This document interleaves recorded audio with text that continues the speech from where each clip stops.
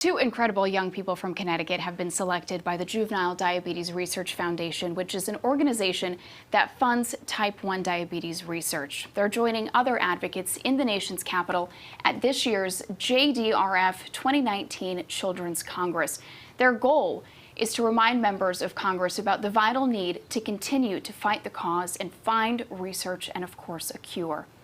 Joining us this morning, 15-year-old Emma Del Vecchio of Orange and 12-year-old Logan Merwin from Haddam. It has been a pleasure chatting with you guys, having you on. I'll shake your hands. Thank you so much for coming on. What is your message to Congress? My message to Congress is going to be that the special diabetes program needs to be renewed because it channels funding into type 1 diabetes research to, number one, try and find a cure, and number two, to try and find new technology to make it easier for the people that already have it. And to kind of add to that, you know, the ultimate goal here, of course, is to one day find a cure. But are there some changes you'd like to see happen in the near future? Some changes that I'd like to see are, number one, artificial pancreas is like more different, like different types of artificial pancreas is like a wider range to like try and mimic the effect of a pancreas, because type 1 diabetes pretty much destroys your pancreas, which which produces insulin, and yeah, just it would be a step in the right direction, yes, right? So therefore, when you're type 1, you have to get insulin from an outside source, and in my case, my insulin pump. Sure. Now, this is a perfect segue to the next question. Emma, I'll pose it to you.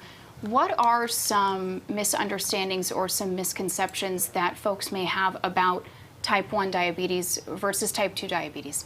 So type 1 is not preventable at all. You can't stop yourself from getting it, and you can't cure it in any way. And the difference between type 1 and type 2 is type 1, you're fully dependent on insulin. Your pancreas creates no insulin, whereas type 2 can create some insulin, but the people just need help using that insulin more efficiently.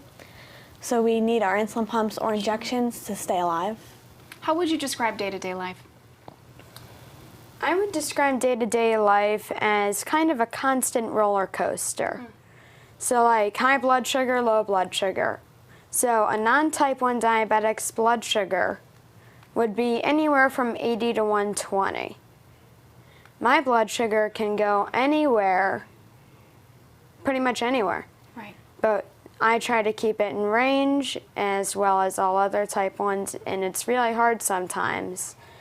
Like if you're under a lot of stress, your blood sugar typically just goes low, tanks, crashes. Right. You guys are going to be such powerful advocates.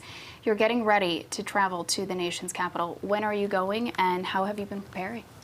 So it officially starts on Monday, and leading up to this, we have been creating videos about our story. We've made scrapbooks to give to the House of Representatives and the Senate.